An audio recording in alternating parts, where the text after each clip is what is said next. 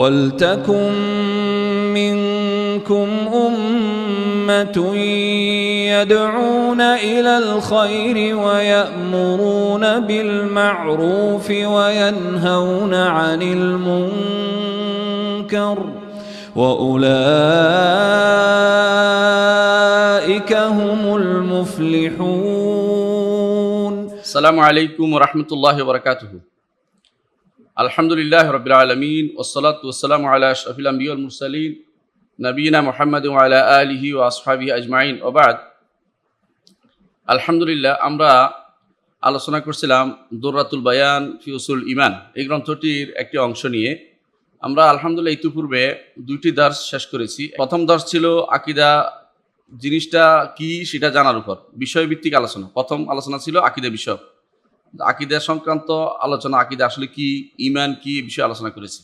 দ্বিতীয় দার্স ছিল আমাদের ইসলাম এবং তার ফজিলত কি সেটা নিয়ে, আল ইসলাম ও ফদলুহু, ইসলাম এবং তার কি শ্রেষ্ঠত্ব সেটা নিয়ে আলোচনা করেছি। আজকে আমরা আহলুস সুন্নাহ ওয়াল জামাআহ নিয়ে আলোচনা করব। আহলুস সুন্নাহ ওয়াল জামাআহ একটি নাম, এই নামটি সবাই পেতে চায়, সবাই এই নামটি সবাই গ্রহণ করতে চায়, সবাই বলে যে আমি আহলুস সুন্নাহ ওয়াল জামাআহ। আপনি দেখবেন যারা কবর পূজা করে ওরাও আবার নাম দিবেন যে আহলুস সুন্নাহ ওয়াল জামাআহ, আহলুস সুন্নাহ বলে। আবার দেখবেন কেউ যত মানুষই দেখবেন যে কেউ যদি রাগ বলে যে আপনি তো আহলুস সুন্নাহ ওয়াল জামাআহ থেকে দূরে সরে গেছেন, রাগ করবে, কিন্তু তিনি কিন্তু সরে গেছেন অলরেডি। তাহলে বোঝা গেল যে আহলুস সুন্নাহ ওয়াল জামাআহ এটা একটা অত্যন্ত সম্মানিত নাম। এটাই আমাদের লেখক বলতে চাচ্ছেন যে ওয়া খায়রুল মুসলিমিন আহলুস সুন্নাহ ওয়াল জামাআহ, মুসলিমদের মধ্যে সর্বোত্তম যারা তারা হচ্ছে আহলুস সুন্নাহ ওয়াল জামাআহ। আহলুস সুন্নাহ ওয়াল জামাআহ কথাটা তো দাবি, নাম, কিন্তু চিনবে কি করে? এর উত্তর হচ্ছে আহলুস সুন্নাহ, সুন্নাহ অর্থ হচ্ছে আদর্শের অনুসারী, সুন্নাহ অর্থ হচ্ছে আদর্শের অনুসারী। আদর্শ কার? মুহাম্মদ রাসূলুল্লাহ সাল্লাল্লাহু আলাইহি ওয়াসাল্লাম আদর্শের অনুসারী। আল জামাআহ কারা? জামাআহ হচ্ছে সাহাবায়ে কেরাম, জামাআহ হচ্ছে সাহাবায়ে কেরাম রাদিয়াল্লাহু আলাইহিম আজমাইন। আহলুস সুন্নাহ ওয়াল জামাআহ অর্থ হচ্ছে যারা নবীর অনুসারী, যারা সাহাবায়ে কেরামের অনুসারী, আহলুস সুন্নাহ ওয়াল জামাআহ। আর এদের অনুসারী যারা হবে কিয়ামত পর্যন্ত সুন্দরভাবে অনুসরণ যারা করবে তারা আহলুস সুন্নাহ ওয়াল জামাআহ হবে। এদের কোথাও যদি কোনো এখানে ছেদ পড়ে, বিচ্ছেদ পড়ে, তাহলে আহলুস সুন্নাহ ওয়াল জামাআহ থেকে দূরে সরে যাবে। রাসূলুল্লাহ সাল্লাল্লাহু আলাইহি ওয়াসাল্লাম, আল্লাহ তাআলা তাকে কোরআন দিয়েছেন, কোরআন মানছি আমরা। আল্লাহ তাআলা তার মাধ্যমে ওয়াহী হাদিস দিয়েছেন, আমরা হাদিস মানি এবং আমরা এটা অপব্যাখ্যা করি না। এর অর্থ হচ্ছে আমরা আহলুস সুন্নাহ। আমরা মানার ক্ষেত্রে সাহাবায়ে কেরামকে আমাদের সামনে রাখি, সাহাবায়ে কেরাম যেভাবে বুঝছেন সেভাবে আমরা বুঝি, সাহাবায়ে কেরাম যেই পদ্ধতিতে এগিয়েছেন আমরা সেই পদ্ধতিতে আগাই। সুতরাং আমরা হচ্ছি আহলুস সুন্নাহ ওয়াল জামাআহ। এভাবে সবাই এভাবে থাকতে হবে প্রত্যেককে, যে আহলুস সুন্নাহ ওয়াল জামাআহ দুইটা শব্দ। এর বিপরীতে আছে আহলুল বিদআহ ওয়াল ফুরকা, বেদাতি, অর্থাৎ যারা নিজেরা বানিয়ে চলে, রাসূলুল্লাহ সাল্লাল্লাহু আলাইহি ওয়াসাল্লাম সুন্নতের অনুসরণ হচ্ছে নিজে বানিয়ে কোনো কাজ করতে পছন্দ বেশি তাদের, এবং এটা নিয়ে উঠে পড়ে লাগে যে এটাই করতে হবে। আপনি দেখবেন যারা মিলাদ করে, তথাকথিত কিয়াম করে, তারা দেখবেন যে ওইটা নিয়ে তাদের সমস্ত চিন্তা ভাবনা, ওইটা যে করে না সে তাদেরকে ওয়াহাবি বলবে, লা মাযহাবি বলবে, গায়রু মুকাল্লিদ বলবে, কত রকমের কত কিছু নিয়ে আসবে, এর কোনো শেষ নেই। এর অর্থ হচ্ছে সুন্নাহর অনুসরণ যারা, রাসূলুল্লাহ সাল্লাল্লাহু আলাইহি ওয়াসাল্লাম সুন্নাহ আমরা কোথায় পাবো? রাসূলের সুন্নাহ পাবো কোরআনে কারিমে, রাসূলের সুন্নাহ পাবো হাদিসে, রাসূলের সুন্নাহ পাবো রাসূলুল্লাহ সাল্লাল্লাহু আলাইহি ওয়াসাল্লাম সারা জীবনের যে আমল যেখানে বর্ণিত হচ্ছে সেখানে পাবো, সিরার কিতাবে। রাসূলুল্লাহ সাল্লাল্লাহু আলাইহি ওয়াসাল্লাম সুন্নাহকে, আদর্শকে যারা নিজেদের সর্বকাজে অগ্রণী রাখে তারা হচ্ছে আহলুস সুন্নাহ। আর রাসূলুল্লাহ সাল্লাল্লাহু আলাইহি ওয়াসাল্লামকে অনুসরণ যারা প্রথম করেছেন তারা হচ্ছে আল জামাআহ, সাহাবায়ে কেরাম রাদিয়াল্লাহু আলাইহিম আজমাইন। এই জন্য রাসূলুল্লাহ সাল্লাল্লাহু আলাইহি ওয়াসাল্লাম তিনি ইরবাদ ইবনে সারিয়া রাদিয়াল্লাহু আনহু হাদিসে আসছে, একবার তিনি দাঁড়ালেন, লম্বা খুতবা দিলেন, যার খুতবার কারণে সাহাবায়ে কেরামের চোখ দিয়ে পানি বের হয়ে গেল, এবং তারা বললেন যে ইয়া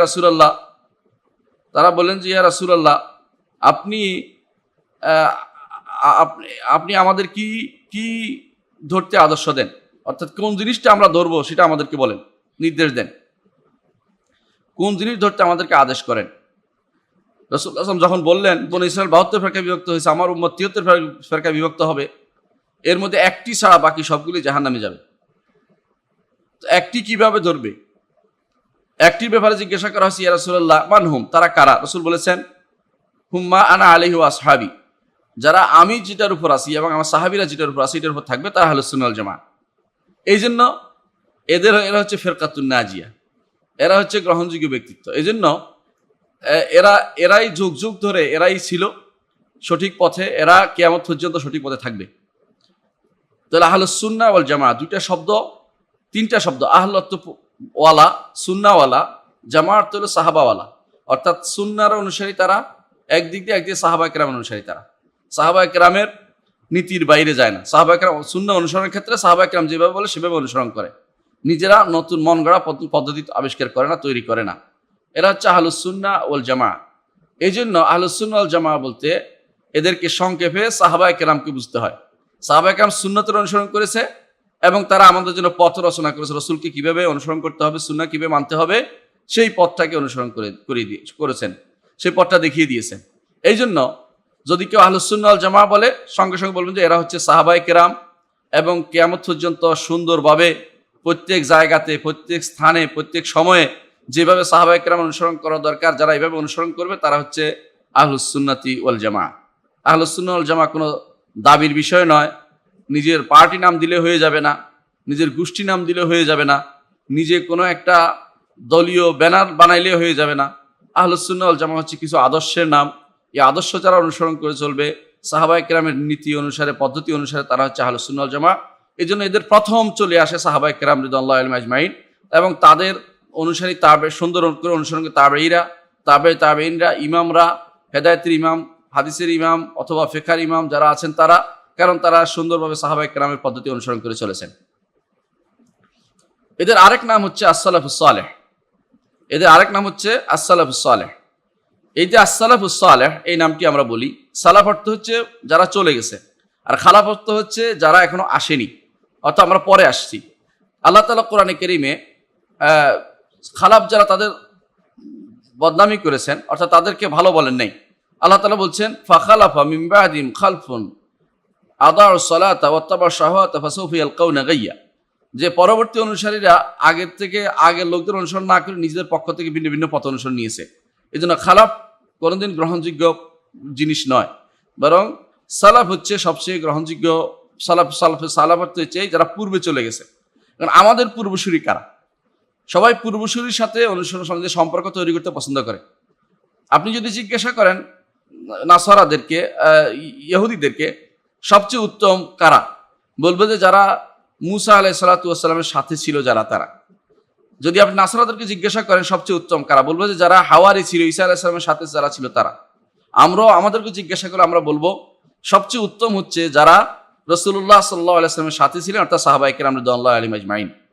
দুর্ভাগ্যের বিষয়, মুসলিমদের মধ্যে একটি গোষ্ঠী আছে যারা সালাফদের অনুসরণ না করে পরবর্তী অনুসরণ করতে খুব ওস্তাদ। তারা সালাফদের বিরুদ্ধে বিভিন্ন রকমের খারাপ কথা বলে। দেখবেন সবচেয়ে খারাপ যারা ফেরকার মধ্যে একটি আছে শিয়া ফেরকা, রাফিদি ফেরকা। তারা সাহাবায়ে কেরামকে সবচেয়ে খারাপভাবে চিত্রায়িত করে এবং এমনকি দুর্ভাগ্যবশত তাদের কেউ কেউ সাহাবায়ে কেরামকে কাফের বলতেও তাদের কোনো দ্বিধা নেই। বলে যে মাত্র 8-10 জন ছাড়া সবাই কাফের ছিল, নাউযুবিল্লাহ। এরা হচ্ছে সত্যিকার অর্থে দুর্ভাগ্যের অনুসারী, তারা কখনো সালাফে সালেহীন অনুসারী হতে পারে নাই। এই জন্য সালাফ অর্থ হচ্ছে যারা আগে চলে গেছে। এর সাথে সালাফের সাথে একটা শব্দ লাগবে সালেহ, কারণ সালাফের মধ্যে খারাপ হতে পারে। সাহাবায়ে কেরাম পরে যারা ছিল এরাও সালাফ, কিন্তু এরা ভালো ছিল না। কিন্তু সাহাবায়ে কেরাম সবাই ভালো ছিল, সাহাবায়ে কেরাম সবাই ভালো ছিলেন। কিন্তু এরপরে তাবেঈনদের মধ্যে তাবেঈন সিকা আছে, গায়রু সিকা আছে। গ্রহণযোগ্য ব্যক্তিত্ব আছে, গ্রহণযোগ্য নয় এমন ব্যক্তিত্ব তাবেঈদের মধ্যে ছিল। কেউ যদি আপনাদেরকে বলে যে অমুক ইমাম বা অমুক লোক তো তাবেঈ ছিলেন, সুতরাং তার কথা সব সালাফে সালেহ হয়ে যাবে, না, এরকম না। সালাফে সালেহ হবে যদি তাদের কথাটা, তাবেঈর কথা সাহাবায়ে কেরামের সুন্দর অনুসরণ হয়, তখন শুধুমাত্র তারা সালাফে সালেহীন হতে পারবে। সালাফে সালেহ হতে হলে সাহাবায়ে কেরামের সুন্দর অনুসরণ করতে হবে। সাহাবায়ে কেরাম বিল ইজমা, তাদের সুন্দর অনুসারী যতক্ষণ পর্যন্ত না হতে পারবো অতক্ষণ সালাফে সালেহ হব না।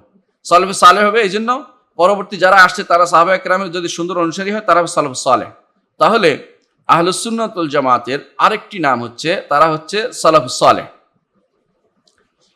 সালাফ as-সালেহ অর্থ হচ্ছে উত্তম পূর্বসূরি, ভালো পূর্বসূরি, যারা আগে চলে গেছে, ভালো পূর্বসূরি, উত্তম পূর্বসূরি। আচ্ছা, সালাফুস সালেহ আরেকটা অনুসারী, আরেকটা হচ্ছে নাম হচ্ছে আহলুস সুন্নাহ ওয়াল জামাতের আহলুল ইত্তিবা' ওয়াল আথার। আহলুল ইত্তিবা' ওয়াল আথার এই নামটি দিয়েছেন আমরা দেখতে পাই আমাদের আকীদার কিতাবে এদেরকে বলা হয়েছে আহলুল ইত্তিবা ওয়াল আসার।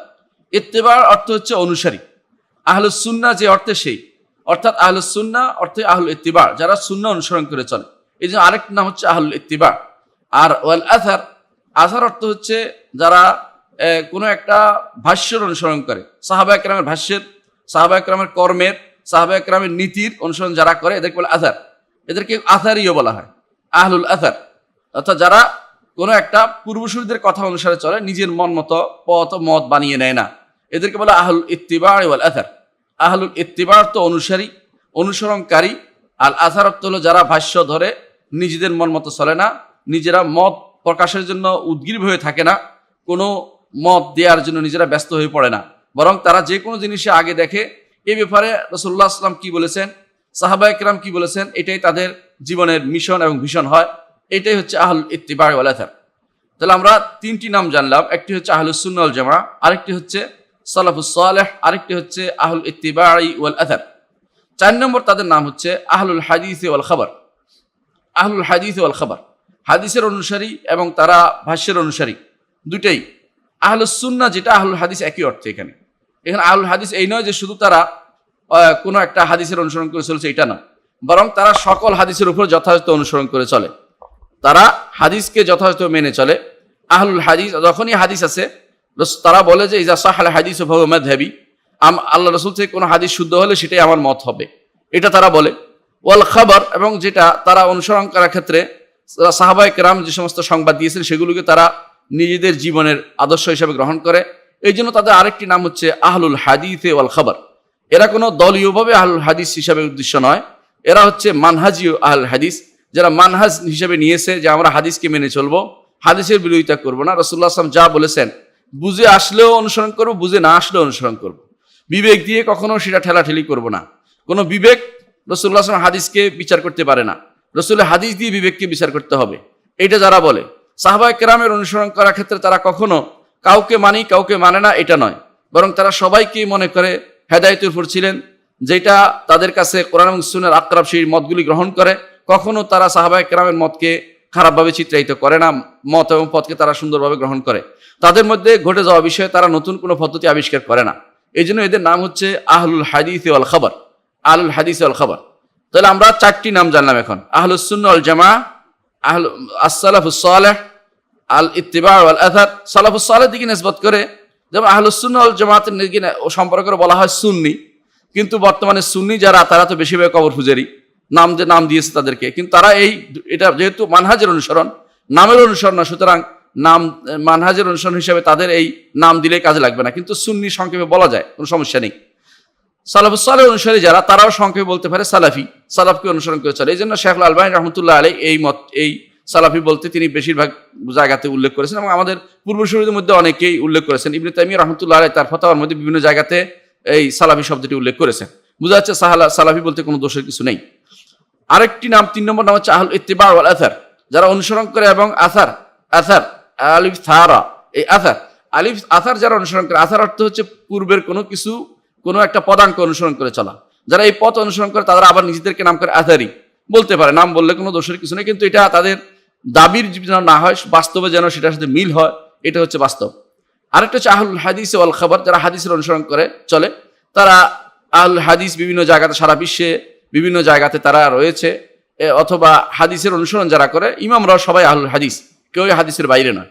আবু হানিফা, মালিক, শাফি, আহমদ ইবনে হাম্বল প্রত্যেকেই বলতেন ইজা সাহাল হাদিস ফাহুয়া মাযহাবি, যখন হাদিস শুদ্ধ হবে সেটাই আমার মাযহাব, সেটাই আমার মত, সেটাই আমার অভিমত, এটা সবসময় তারা বলতেন। এর অর্থ হচ্ছে তারাও আহলুল হাদিস ওয়াল আসার।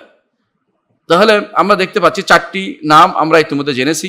5 নম্বর তাদের নাম হচ্ছে ফিরকাতুন নাজিয়া, আল ফিরকাতুন নাজিয়া, অর্থাৎ যারা এমন একটি গোষ্ঠী যারা নাজাত পাবে। কেন সেটা বলেছে? কারণ রাসূলুল্লাহ সাল্লাল্লাহু আলাইহি ওয়াসাল্লাম বলেছেন যে 72 ফেরকার মধ্যে 73 ফেরকার মধ্যে 72 ফেরকা জাহান্নামে যাবে, 1 ফেরকা নাজাত পাবে। সেই ফেরকা কারা? রাসূলুল্লাহ সাল্লাল্লাহু আলাইহি ওয়াসাল্লাম বলেছেন মা আনা আলাইহি ওয়া আসহাবি, যার উপর আমি আছি এবং সাহাবীরা আছে। তারা বোঝা গেল যে তারা হচ্ছে ফিরকাতুন নাজিয়া, যারা আহলুস সুন্নাহ ওয়াল জামাআহ, যারা সুন্নাত এবং সাহাবাকে অনুসরণ করে চলে, যারা সালফে সালেহ অনুসরণ করে চলে, যারা আসার তারা কোনো পদাঙ্ক অনুসরণ করে চলে, এবং যারা হাদিসের অনুসরণ করে চলে, এরা হচ্ছে আল ফিরকাতুন নাজিয়া, বা নাজাতপ্রাপ্ত দল। এরা নিজেরা দাবি করে দুনিয়ার বুকে আমল বন্ধ করে থাকে না, তারা প্রাপ্ত দল হওয়ার জন্য যা যা করে সবই করে। এই জন্য কেউ যদি নিজের নাম দেয়, আমার নাম ফেরকাতুন নাজিয়া, অথবা দল বানিয়ে ফেললো, তা কিন্তু হবে না, বরং বাস্তবেই অনুসারী হতে হবে যে তারা ফেরকাতুন নাজিয়া, নাজাত প্রাপ্ত দল অনুসরণ করতে হবে। সেটা কি? সেটা হচ্ছে যারা রাসূলুল্লাহ সাল্লাল্লাহু আলাইহি ওয়াসাল্লাম পদাঙ্ক অনুসরণ করে, সাহাবায়ে কেরামের কথা অনুসরণ করে, নিজেরা নিজেদের বিবেক দিয়ে কোনো কিছু বাড়িয়ে দেয় না, নিজেদের মত দিয়ে সাহাবায়ে কেরামের মতের চেয়ে নিজের মতকে বেশি প্রাধান্য দেয় না, এবং রাসূলুল্লাহ সাল্লাল্লাহু আলাইহি ওয়াসাল্লামের কথার উপরে কারো কথাকে প্রাধান্য দেয় না। এরা হচ্ছে ফিরকা আল ফিরকাতুন নাজিয়া বা নাজাত প্রাপ্ত দল, যাদের ব্যাপারে রাসূলুল্লাহ সাল্লাল্লাহু আলাইহি ওয়াসাল্লাম সুসংবাদ দিয়েছেন। এদের আরেকটি নাম হচ্ছে আত-তায়েফাতুল মানসুরা। এদের আরেকটি নাম হচ্ছে আত-তায়েফাতুল মানসুরা। তায়েফাতুল মানসুরা অর্থ হচ্ছে যে যারা সাহায্যপ্রাপ্ত গোষ্ঠী। সাহায্যপ্রাপ্ত গোষ্ঠী কি? রাসূলুল্লাহ সাল্লাল্লাহু আলাইহি ওয়াসাল্লাম যে হাদিসটি বলেছেন সেটা সারা নাম হিসেবে নিয়েছে এখানে। সেটা কি? সাহায্যপ্রাপ্ত রাসূল বলেছেন, লা তাযালু তায়েফাতু মিন উম্মতি যাহিরিন আল হক লা ইয়াদুররুহুম মান খাযালাহুম ওয়ালা মান নাওয়াহুম হাত্তা ইয়াতিয়া আমরুল্লাহ। আল্লাহর নির্দেশ আসা পর্যন্ত, কিয়ামতের আগ পর্যন্ত, যখন ঈমানদার চলে যাবে সেই পর্যন্ত, উদ্দেশ্য ঈমানদারদের যখন রূহ হরণ হবে সেই সময় পর্যন্ত একটি গোষ্ঠী থাকবে যারা হক নিয়ে সবসময় থাকবে। তারা সংখ্যায় কম হতে পারে, কিন্তু তাদের দলিল প্রমাণ সবসময় প্রকাশ্য থাকবে, তাদের কথা সবসময় স্পষ্ট থাকবে। তারা কখনো কারো রক্তচক্ষুকে তারা কোনো পরোয়া করবে না, হক কথা তারা বলেই যাবে। কিন্তু তারা কখনো কোনো ব্যানার ভিত্তিক কাজ করবে না। কিন্তু তারা স্বল্প হলেও যেখানে থাকুক, তারা যেহেতু সালাফের সাথে যুক্ত, আগের লোকদের সাথে যুক্ত, যারা মানসুরা সাহাবায়ে কেরামের সাথে যুক্ত, এই জন্য তারা সবসময় মানসুরা হিসেবে থাকবে। কারণ তাদের আগের লোকেরা সাহায্যপ্রাপ্ত ছিল, এরাও সাহায্যপ্রাপ্ত। এই সাহায্যপ্রাপ্তের অর্থ এই নয় যে তারা ক্ষমতা যেতে হবে, এটা জরুরি না। ক্ষমতা যাওয়া জরুরি না, তারা কোনো যুদ্ধ করা জরুরি না। যারা অনেকে মনে করে থাকে যে এই তায়েফাতুল মানসুরা তো সাহায্যপ্রাপ্ত, যুদ্ধে সাহায্যপ্রাপ্ত হতে হবে, এটা নয়। বরং তারা হচ্ছে বিল হুজ্জাতে ওয়াল বায়ান, কথা দিয়ে, দলিল দিয়ে তারা অন্যদের উপরে সবসময় কোরআন সুন্নাহ দিয়ে দলিল দিয়ে তারা প্রাধান্য পাবে। অন্যরা ভিন্ন দলিল আনতে পারে, কিন্তু সেই দলিল যখনই আনবে সেটা গ্রহণযোগ্য হবে না। কারণ কোরআন সুন্নাহর বাইরে অন্য কোনো দলিল যতই আনা হোক, যতই কিছু নিয়ে আসা হোক, সেটা কখনো গ্রহণযোগ্য দলিল হিসেবে বিবেচিত হতে পারে না। ইমাম মালিক রাহমাতুল্লাহ আলাইহির কাছে এক লোক এসে বললেন, বিভিন্ন প্রশ্ন তুললেন, তখন তিনি উত্তর দিলেন না।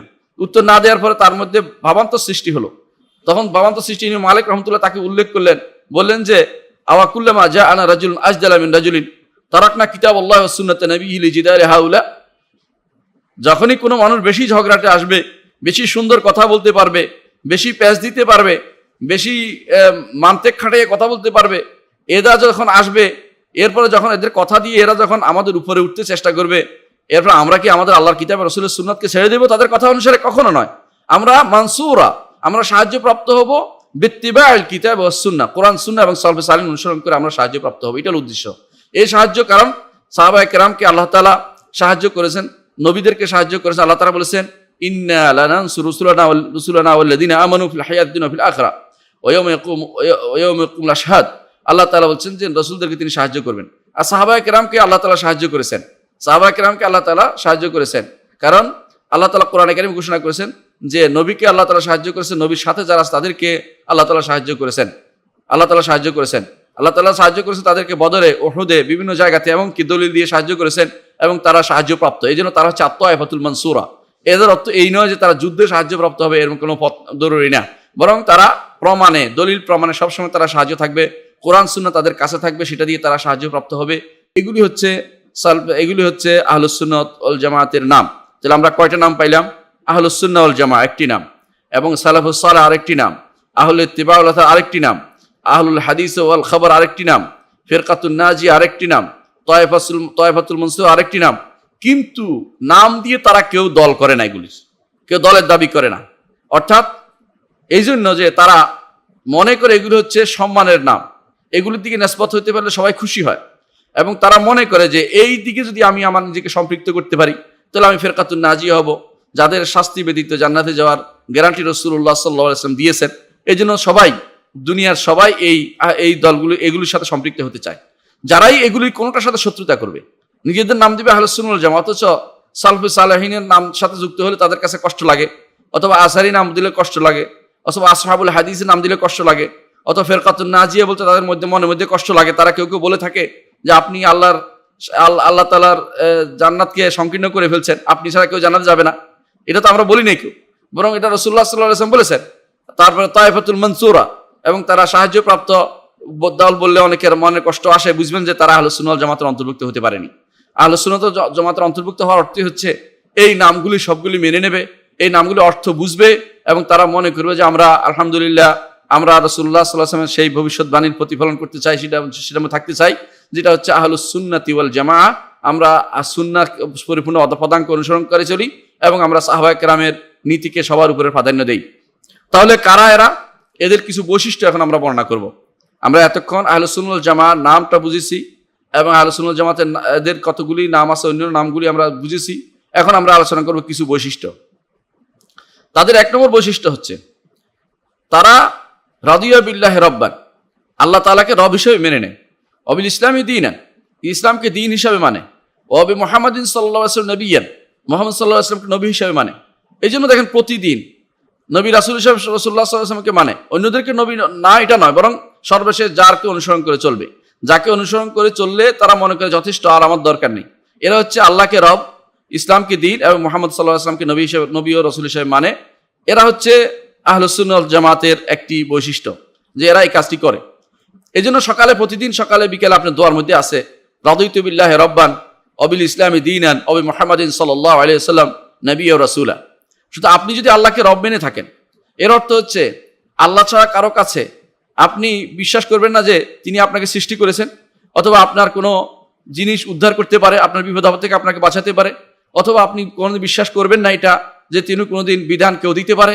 আল্লাহ একমাত্র আপনার বিধানদাতা, আপনার জীবনের আল্লাহ তাআলাই আপনার সবকিছু পরিচালনা করে, আপনাকে সন্তান দিতে পারে না, বিপদ আপদ থেকে উদ্ধার করতে পারে না, একমাত্র আল্লাহ তাআলাই করেন। আল্লাহকে রব মানেন। অবিল ইসলামী দীনান, যখন আপনি ইসলামকে দিন হিসেবে মানেন, এর অর্থ হচ্ছে দুনিয়ার কোনো তন্ত্র মন্ত্র আপনার কাজ করবে না। আপনি একমাত্র আল্লাহ রাব্বুল ইজ্জতকে মানবেন এবং বিশ্বাস করবেন যে আল্লাহ রাব্বুল ইজ্জত তিনি আপনাকে যেই দিন দিয়েছেন, যেটা দিয়ে তিনি বলেছেন আল-ইয়াউমা আকমালতু লাকুম দীনাকুম, যেই দিন দিয়ে তিনি আপনার দিনকে পূর্ণতা দিয়েছেন, ইসলাম দিয়ে আপনাকে পূর্ণতা দিয়েছেন, সেই ইসলামই আপনার একমাত্র জীবন এবং মরণ, সবসময় দুনিয়া এবং আখিরাতের মুক্তির গ্যারান্টি হচ্ছে ইসলাম। ইসলামের উপর আপনাকে থাকতে হবে। ইসলাম থেকে কোনোভাবে বের হওয়ার চিন্তা তিনি করেন না, কোনোভাবেই নয়। চিন্তার জগতেও নয়, আমলের জগতেও নয়, চৈন্তিকভাবেও নয়, আমলের জগতেও নয়। তিনি বিশ্বাস করেন যে ইসলামের উপর থাকলেই মুক্তি। তিনি বিশ্বাস করেন ইসলামকে বাস্তবায়ন করার মধ্যে মুক্তি রয়েছে। ইসলামকে যদি আমরা ছেড়ে দেই তাহলে আল্লাহ তাআলার বিধানকে ছেড়ে দেওয়া হবে। আমরা অন্য যেটাই করি সেটা অবশ্যই আল্লাহ তাআলার বিধানের বাইরে চলে যাবে।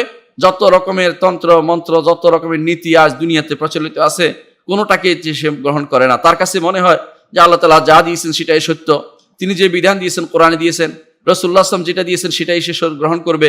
ইসলাম যেটা দিয়ে আল্লাহ তাআলা আমাদের উপর খুশি হয়েছেন, যেটার ব্যাপারে আল্লাহ তাআলা নিজে বলেছেন যে রাদিতু লাকুমুল ইসলামা দীনা, ইসলামকে তোমাদের জীবন বিধান দিয়ে, ইসলামকে তোমাদের জন্য এক জীবন চলার পাথেও দিয়ে আমি সন্তুষ্ট লাভ করেছি, আমি সন্তুষ্ট হয়েছি। এই ইসলামকে তিনি জীবনের সর্বক্ষেত্রে গ্রহণ করে চলেন। তিনি যখন ঘরে থাকেন ইসলামের উপর থাকেন, যখন তিনি ঘুমান তখন ইসলামের উপর থাকেন। এই জন্য রাসূলুল্লাহ সাল্লাল্লাহু আলাইহি ওয়াসাল্লাম দোয়া করতেন, আল্লাহুম্মা ইজআলনি বিল ইসলামি কায়েমান ওয়া বিল ইসলামি কায়েদান। এভাবে রাসূলুল্লাহ সাল্লাল্লাহু আলাইহি ওয়াসাল্লাম দোয়া করতেন, আল্লাহ ইসলাম নিয়ে আমাকে বসা চলা ফেরা সবকিছু করতে দাও। এই জন্য একজন মানুষের ঘরেও ইসলাম থাকবে, তার পরিবারে ইসলাম থাকবে, নিজের মধ্যে থাকবে, তার সমাজে থাকবে, তার রাষ্ট্রে থাকবে। যারা এই আশা করে, এই নিয়ে কাজ করে, তারা হচ্ছে রাদিতু বিল ইসলামি দীনান, ইসলামকে জীবনের প্রতিটি ক্ষেত্রে, প্রতিটি মুহূর্তে, প্রতিটি ক্ষণে সে নিজের জীবনের একমাত্র পথ প্রদর্শনকারী হিসেবে, দিন হিসেবে গ্রহণ করে সে সন্তুষ্ট। বাইরের কোনো কিছুর দিকে তাকায় না, তাকানোর জন্য প্রয়োজন অনুভব করে না। এরা হচ্ছে রাদিতু বিল ইসলামি দীনান। আর 3 নম্বর হচ্ছে মুহাম্মাদুন সাল্লাল্লাহু আলাইহি ওয়াসাল্লাম নবিয়্যা। এদের আরেকটি 3 নম্বর, একটি বৈশিষ্ট্য 3টি, যে তারা মুহাম্মদ সাল্লাল্লাহু আলাইহি ওয়াসাল্লামকে নবী হিসেবে মানে। নবী কে? নবী তো পথ প্রদর্শক, তিনি আল্লাহর পক্ষ থেকে প্রেরিত দূত। তিনি যা দেখিয়ে দিয়েছেন এর বাইরে অন্য কেউ এর চেয়ে সুন্দর দিতে পারবে না। রাসূল যা দিয়েছেন সেটাই সুন্দর। রাসূল বলেছেন ডান হাতে খেতে, সেটা সুন্দর। রাসূল বলেছেন যে ডান দিকে চলতে, সেটা সুন্দর বলেছেন। রাসূল বলেছেন যে তিনি বলেছেন বাম হাতে বাথরুমে ব্যবহার করতে, সেটা সুন্দর বলেছেন। রাসূলুল্লাহ সাল্লাল্লাহু আলাইহি ওয়াসাল্লাম তিনি বলেছেন তিনবার বেজোড় সংখ্যকভাবে যে কোনো জিনিস গ্রহণ করতে, সেটা সুন্দর বলেছেন। অর্থাৎ রাসূলুল্লাহ সাল্লাল্লাহু আলাইহি ওয়াসাল্লাম যা বলেছেন সেটা সবচেয়ে সুন্দর, এটা দিয়ে তিনি সন্তুষ্ট। তাহলে আহলুস সুন্নাহ ওয়াল জামাতের একটি বৈশিষ্ট্য যে তারা আল্লাহকে রব হিসেবে মেনে সন্তুষ্ট, তারা রসুলকে ইসলামকে দিন হিসেবে মেনে সন্তুষ্ট এবং তারা মুহাম্মদ রাসূলুল্লাহ সাল্লাল্লাহু আলাইহি ওয়াসাল্লামকে নবী ইসলাম রসুল এবং নবী এবং ইসলাম নবী এবং রাসূল হিসেবে পেয়ে তারা পরিপূর্ণ সন্তুষ্ট। এটা হচ্ছে তাদের এক নম্বর বৈশিষ্ট্য। তারা ইসলামকে জীবনে ব্যক্তি জীবনে পরিপূর্ণভাবে তারা মেনে চলে, ইসলামকে তারা মেনে চলে এবং শরীয়ত হিসেবে তারা গ্রহণ করে নিয়েছে ইসলামকে, এবং তারা এর মধ্যে আত্মসমর্পণ করেছে। ইসলাম অর্থই আত্মসমর্পণ, আমরা গত দার্সে বলেছি। এবং তারা এর প্রতি নিজে আনুগত্য প্রকাশ করেছে, আনুগত্য করে তারা শরীয়ত নিজে আল্লাহর ইসলামের প্রতি নিজেকে পরিপূর্ণভাবে সঁপে দিয়েছে। এরপরে তার শরীয়তের কাছে শরীয়তের বিধানকে মেনে নিয়েছে এবং শরীয়তের বিধানের কাছে আত্মসমর্পণ করেছে, শরীয়তের বিধানের কাছে আনুগত্য প্রকাশ করেছে। এটাই হচ্ছে এদের একটি বৈশিষ্ট্য। তাদের এই বৈশিষ্ট্যের মধ্যে আরো রয়েছে, তারা যে কোনো বেদাতি জিনিস থেকে, নব উত্থাপিত যে কোনো জিনিস থেকে তারা দূরে থাকে। ইরবাদ ইবনে সারিয়া রাদিয়াল্লাহু আনহু সে হাদিসে আছে, ইয়াকুম ওয়া মুহদাসাতিল উমুর, সাবধান তোমরা দ্বীনের মধ্যে নতুনভাবে কোনো কিছু যদি তৈরি হয় তা থেকে তোমরা বেঁচে থাকো। তাই রাসূলুল্লাহ সাল্লাল্লাহু আলাইহি ওয়াসাল্লাম দেখিয়ে দিয়েছেন যে নতুন কোনো কিছু থাকলে তারা কিন্তু আহলে সুন্নাত ওয়াল জামাতের অন্তর্ভুক্ত হতে পারবে না। যারা নতুন নতুন পদ্ধতি আবিষ্কার করে, নতুন নতুন দল পথ বিভিন্ন ভিন্ন জিনিস দিয়ে আবিষ্কার করছে, নিজে এটা নিয়ে বাড়াবাড়ি করছে, এটার উপরে ওয়ালা বাড়া নির্ভরশীল করছে, অর্থাৎ এটার উপরে ভালোবাসা এবং শত্রুতা নির্ভর করছে, এরা আসলে আহলুস সুন্নাহ ওয়াল জামাতের অনুসরণ করতে পারেনি, এরা আহলুস সুন্নাহ ওয়াল জামাত হতে পারেনি। এরা বেদাতি পথের অনুসারী। বেদাত থাকলে কখনো আহলুস সুন্নাহ হয় না। আহলুস সুন্নাহ অর্থই হচ্ছে বেদাত মুক্ত। রাসূলের আদর্শ যারা অনুসরণ করবে তারা হচ্ছে আহলুস সুন্নাহ, একমাত্র রাসূলের আদর্শকে যারা আদর্শ মনে করবে। আর যারা আহলুল বিদআত হচ্ছে যারা যথেষ্ট মনে করে না, রাসূলের আদর্শ কিছু মানি, তারা মানে না, আমরা এটা বলছি না, তারা রাসূলের আদর্শ কিছু মানে, কিছু বাইরের আদর্শ যোগ করে, এরা হচ্ছে আহলুল বিদআহ। তাহলে আমরা বুঝতে পারলাম যে আহলুস সুন্নাহ ওয়াল জামাতের একটি বৈশিষ্ট্য বলেছি, প্রথম সেটা হচ্ছে তারা আল্লাহকে রব হিসাবে মানে এবং ইসলামকে দিন হিসাবে মানে এবং মুহাম্মদ সাল্লাল্লাহু আলাইহি ওয়াসাল্লামকে নবী ও রাসূল হিসাবে মানে। এই নবী ও রাসূল হিসাবে মানার একটি উদাহরণ দিয়েছে এটা, যে তারা ইসলামকে পরিপূর্ণভাবে গ্রহণ করে নিয়েছে, ইসলামের শরীয়তকে তারা নিজেরা ইসলামের শরীয়তকে নিজেদের মধ্যে বাস্তবায়ন করে, আত্মসমর্পণ করে, আনুগত্য করে এবং যে কোনো বেদাতি পথ এবং মত থেকে তারা দূরে সরে যায়। এরা হচ্ছে আহলুস সুন্নাহ ওয়াল জামাতের এক নম্বর বৈশিষ্ট্য। আহলুস সুন্নাহ ওয়াল জামাতের দ্বিতীয় বৈশিষ্ট্য হচ্ছে যে এরা কখনো সুন্নতের বিরোধী কোনো কাজে, সুন্নত বিরোধী কোনো কাজে একমত হয় না। অর্থাৎ তারা যখন দেখবেন যে সুন্নত বিরোধী কাজ হয়েছে, তারা দেখবেন ভিন্নমত, এইটাতে তারা ভিন্নমত তাদের মধ্যে রয়ে গেছে। তো সাহাবায়ে কেরাম, তাবেঈনরা, ইমামরা যে সমস্ত সুন্নত পদ্ধতি চলে আসছে, সেই সুন্নতের বিপরীতে তারা কখনো চলে না। এরা মৌলিকভাবে সুন্নতকে অনুসরণ করে চলে। হ্যাঁ, তারা কখনো উম্মতের যে মেইন ধারা, এটাকে বলা হয় কি যে মেইন স্ট্রিম, এদের বাইরে তারা কখনো চলে না। তারা সবসময় চিন্তা করে যে এই ব্যাপারে আমাদের সালেফে সালেন কি বলেছেন, এটা তারা দেখে। সুতরাং বোঝা গেল যে এদের আরেকটি বৈশিষ্ট্য হচ্ছে এটা, যে তারা উম্মতের মেইন স্ট্রিমের লোকদের বাইরে তারা চলে না, তারা কখনো চলে না। এবং তারা কোনো বেদাতি কোনো ঝান্ডার অধীন যায় না, যেমন শিয়া একটা আলাদা ঝান্ডা, যেমন খারেজি আরেকটা ঝান্ডা, মুতাজিলা আরেকটা ঝান্ডা, কাদারি জাবরি এরা আলাদা আলাদা ঝান্ডা। এরকম যুগে যুগে ঝান্ডার অভাব হয়নি। ভিন্ন ভিন্ন ঝান্ডা তারা আলাদাভাবে রচনা করে সেখানে কিছু লোক নিয়ে গেছে, নিজেরা সুন্দর সুন্দর চটকদার কথা বলেছে। কেউ বলেছে আমার অধীন আসলে আমি এভাবে ইসলাম প্রতিষ্ঠা করব, কেউ বলছে আমি এভাবে করব। সবাই কিন্তু ইসলাম প্রতিষ্ঠার কথাই বলে, কিন্তু ইসলাম প্রতিষ্ঠা করার জন্য সালফে সালেহ নীতির বাইরে নতুন পদ্ধতি যারা আবিষ্কার করে তারা আহলুস সুন্নাহ জামাতে অন্তর্ভুক্ত হতে পারেনি। এই জন্য আহলুস সুন্নাহ ওয়াল জামাতের দ্বিতীয় বৈশিষ্ট্য হচ্ছে যে তারা কখনো সুন্নাহ অনুসরণের ক্ষেত্রে সালফদের বিরোধিতা করে না এবং নতুন কোনো ঝান্ডার অধীন তারা নিজেদেরকে একত্র করে না, ঝান্ডার অধীন কখনো একত্র করে না। এবং তারা কখনো দলীয়ভাবে অন্য কোনো দলের পথ ও মতকে বাড়িয়ে দিয়ে তাদের পথের বিরোধিতা করে, অর্থাৎ তাদের সাথে যুক্ত হয়ে ওদের দল ভারী করে না। অর্থাৎ ধরেন যারা আহলুস সুন্নাহ জামাতের বিরোধী একটি গোষ্ঠী তৈরি হলো, এখন আপনি মনে করলেন যে যেহেতু আমার ভুলের কারণে মনে করলেন যে রাসূলুল্লাহ সাল্লাল্লাহু আলাইহি ওয়াসাল্লাম বলেছেন আদি ইয়াদুল্লাহ আলাল জামাত যেখানে বেশিরভাগ লোক যেখানে সেখানে আল্লাহর হাত, সুতরাং দলের ভিতরে যুগ হয়ে যায়, এটা কিন্তু ভুল। এককভাবে কখনো কখনো হক থাকে। এই জন্য দেখেন, যখন রাসূলুল্লাহ সাল্লাল্লাহু আলাইহি ওয়াসাল্লাম দুনিয়া থেকে চলে গেলেন, আবু বকর রাদিয়াল্লাহু আনহু খলিফা হলেন, সবাই বললো যে এখন যুদ্ধ করার দরকার নেই, এখন নিজেদের ঘর সামলানো দরকার। আবু বকর রাদিয়াল্লাহু আনহু বললেন যে না, আমরা এখন যুদ্ধ করব। এবং তিনি সেই যুদ্ধ করেছেন এবং তিনি একে হকের উপর ছিলেন। সবাই শেষ পর্যন্ত আবু বকরের মতের মধ্যে এসেছে, সবাই ছিল শেষে হকের উপর চলে, সবাই ভিন্ন মত পোষণ করলেও আবু বকর রাদিয়াল্লাহু মতকে তারা প্রাধান্য দিয়েছেন, কারণ তার মতটাকে সবাই আল্লাহ তাআলা সাহাবায়ে কেরাম অন্তরকে প্রশস্ত করে দিলেন। তারা বুঝতে পারলেন যে আবু বকর রাদিয়াল্লাহু মতটাই হক, যদিও তিনি প্রথমে একজন মতে অধিকারী ছিলেন। তাহলে বোঝা গেল যে আহলুস সুন্নাহ ওয়াল জামাতের দ্বিতীয় যে বৈশিষ্ট্য তা হচ্ছে যে তারা কখনো উম্মতের যারা প্রথম সারির লোকদের বিরুদ্ধে গিয়ে ভিন্ন মত, কোনো পথ, কোনো দলীয় কোনো ব্যানার তারা একত্রিত হয় না। ভিন্ন কোনো ব্যানার তাদের নেই, তাদের একটাই ব্যানার আহলুস সুন্নাহ ওয়াল জামাত। তারা কোনো আলাদা ব্যানার করে না। আলাদা ব্যানার যারা করে তারাই বিভ্রান্ত এবং পথভ্রষ্ট। এই জন্য আলাদা ব্যানার হবে না, এবং তারা কখনো বেদাতীদের সাথে যুক্ত হয়ে তাদের দল ভারী করে না। তারা কোনো বেদাতীর সাথে যুক্ত হয়ে তাদের কোনো দল ভারী করে না। আহলুস সুন্নাহ ওয়াল জামাতের তৃতীয় বৈশিষ্ট্য হচ্ছে তারা ওয়াসাতুন বাইনা ফিরাকিল উম্মতি উমুমান, ফিরাকুল উম্মতে জামিয়ান, উম্মতের মধ্যে সমস্ত ফেরকা বের হয়েছে তাদের মধ্যে তারা সবসময় মধ্যপন্থা অবলম্বন করে। মধ্যপন্থা আজ যেন সবাই চায়, সবাই করে আমি মধ্যপন্থা। সবাই কেউ কিন্তু বলে না যে আমি বাড়াবাড়ি করছি, কেউ রাজি হবে না। সবাই বলে যে আমি মধ্যপন্থা অনুসরণ করছি, কিন্তু তার কর্মকাণ্ডে প্রকাশ পায় তারা কোনটা করেছে। আমরা দেখি, যদি উদাহরণ হিসেবে দেখুন শিয়াদের এবং খারিজদের মধ্যে আহলুস সুন্নাহ ওয়াল জামাত সবসময় মধ্যখানে আছে। শিয়ারা কি বলে? শিয়ারা আবু বকর ওমরকে তারা তাকফির করে দেয়, নাউজুবিল্লাহ। আলী রাদিয়াল্লাহু আনহু ব্যাপারে শিয়ারা কি বলে? তারা একবার বাড়াইতে তাকে অনেক উপরে উঠায়। আবার খারিজিরা দেখেন আলী রাদিয়াল্লাহু আনহু কাফের বানিয়ে ফেলছে। আহলুস সুন্নাহ ওয়াল জামাত বলে না, বাড়িয়ে তাকে আল্লাহ বানানো যাবে না, রাসূলও বানানো যাবে না, আর তাকে কাফেরও বলা যাবে না। আহলুস সুন্নাহ ওয়াল জামাত বলে যে না, আলী রাদিয়াল্লাহু আনহু খলিফাতুম মিন খুলাফাইল মুসলিমিন, এবং তিনি আবু বকর, ওমর, ওসমান, আলী এই সিরিয়ালে যেভাবে আসছে তাদের খেলাফত, এইভাবে তিনি শ্রেষ্ঠত্ব দিক থেকেও তিনি শ্রেষ্ঠ। উম্মতের মধ্যে চতুর্থ শ্রেষ্ঠ ব্যক্তিত্ব হচ্ছেন আলী রাদিয়াল্লাহু আনহু। কিন্তু দেখবেন যে খাওয়ারেজরা সেটা মানবে না, তারা কাফের করবে। আর শিয়ারা তারে নবী করবে, কেউ আল্লাহ বানিয়ে ফেলবে, আল্লাহ নাউজুবিল্লাহ এরকম বলে। এবং তাকে যে সমস্ত গুণ তারা দেয় সেগুলো হচ্ছে সম্পূর্ণরূপে রুবুবিয়তের গুণ। আল্লাহর সমস্ত গুণ তাকে তার মধ্যে তারা দিতে তারা চেষ্টা করে থাকে সবসময়। তাহলে বোঝা গেল, একটি উদাহরণ দিলাম যে তারা কিভাবে আহলুস সুন্নাহ ওয়াল জামাত কিভাবে মধ্যখানে। ঠিক আরেকটা দেখেন উদাহরণ।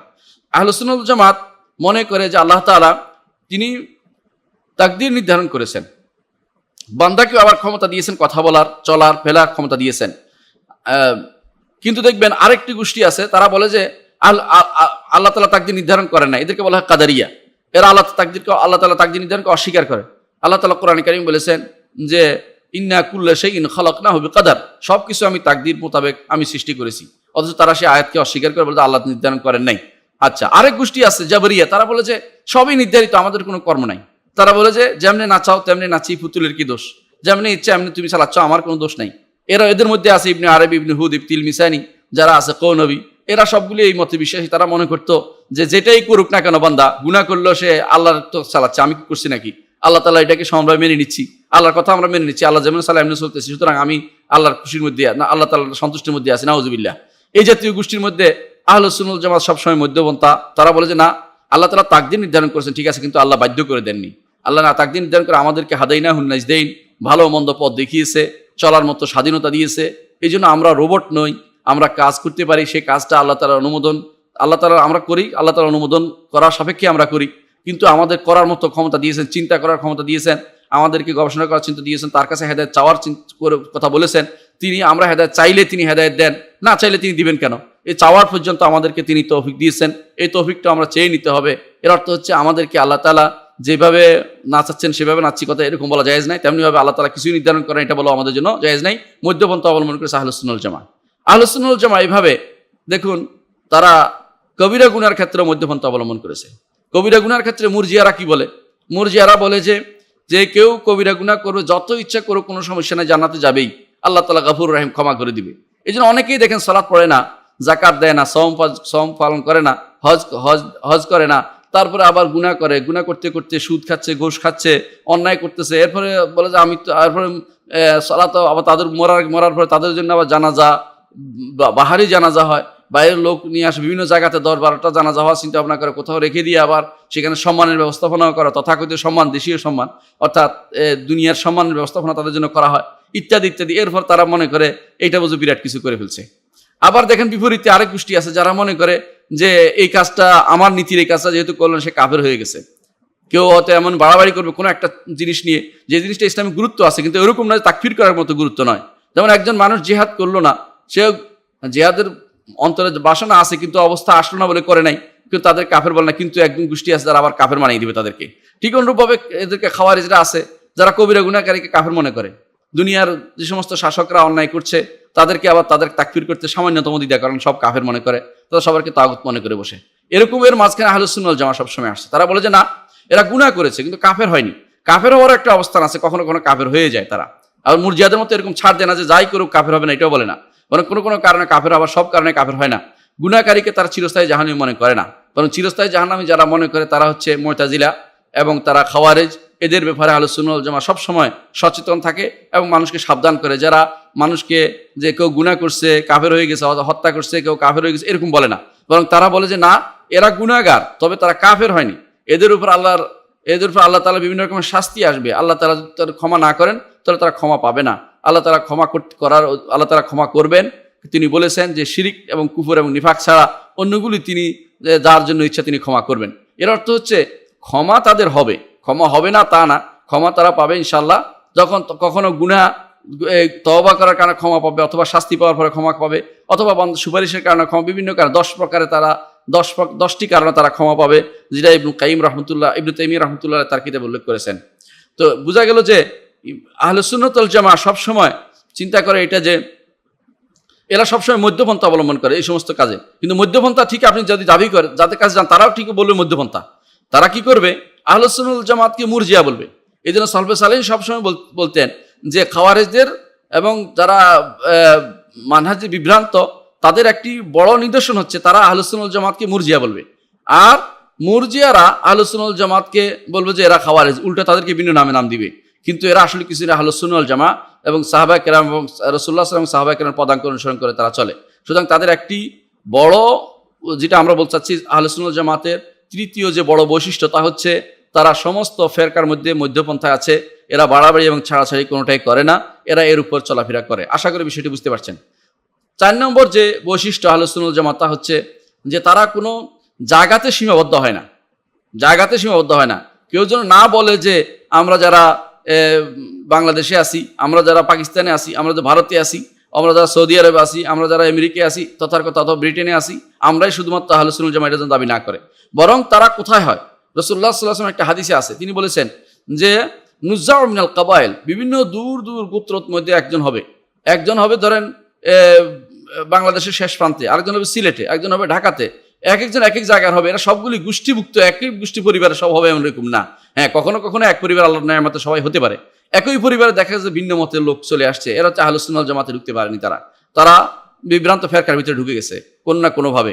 এই জন্য তারা বিভিন্নভাবে বিভক্ত হবে, বিভিন্ন জায়গায় বিভক্ত থাকবে। অর্থাৎ তারা দলীয়ভাবে বিভক্ত হবে না, কিন্তু বিভিন্ন জায়গা থাকবে, স্থান ভিন্ন হবে তাদের। অর্থাৎ সব এক জায়গা থাকবে এরকম নয়। অর্থাৎ তার কেউ যেন না বলে বসে যে আমার এই দেশের ভিতরে শুধুমাত্র আহলুস সুন্নাহ নির্ধারিত, এটা না। আহলুস সুন্নাহ জামাত সারা বিশ্বের মুসলিমদের মাঝে যেখানে তারা আছে সেখানেই তারা থাকতে পারবে, যদি তারা আকীদাগতভাবে তারা এক হয়ে যায়, মানহাজগত এক হয়ে যায়। তারা থাকতে পারে ঠিক সুদূর মাগরিব ইউনিয়নে, থাকতে পারে ঠিক একেবারে ইন্দোনেশিয়া বা আরও পূর্বের জায়গাতেই তারা থাকতে পারে। তাদের কেউ থাকতে পারে একেবারে সূর্য উদয়ের দেশ জাপানে, কেউ থাকতে পারে একেবারে সূর্য ডুবার দেশ সেনেগালে, বিভিন্ন জায়গা তারা থাকতে পারে। কারণ এমনও হতে পারে যারা চীনে আছে এমন জায়গায় কেউ তাকে চিনতে পারেনি, তারপর তারা থাকতে পারে। যদি মানহাজ এবং আকীদা বিশ্বাসে এক হয় তারা আহলুস সুন্নাহ ওয়াল জামাত। ঠিক অনুরূপভাবে তারা কোনো কালেও তাদের একেবারে নিঃশেষ হয়ে যাবে না। অর্থাৎ কোনো কালে কেউ বলতে পারবে না এই সময় আহলুস সুন্নাহ ওয়াল জামাত ছিল না, এরকম নয়। তারা যুগ যুগ ধরে ছিল।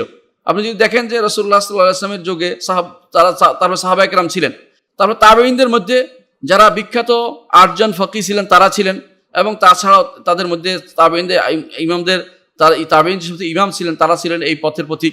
ঠিক তাবেঈনদের মধ্যে আমরা দেখতে পাই আবু হানিফা, মালিক, শাফি, আহমদ, এর পরবর্তী যারা আসছেন, এবং আতবাউত তাবেঈনদের পরে যারা আসছেন, আইমাতুল হাদিস যারা আসছেন, বুখারী, মুসলিম, আবু দাউদ, নাসাই, তিরমিজি, ইবনে, এর অর্থ হলো কালে কালে তারা ছিল, আজও আছে, যুগ যুগ ধরে তা থাকবেন, এখনো আছেন।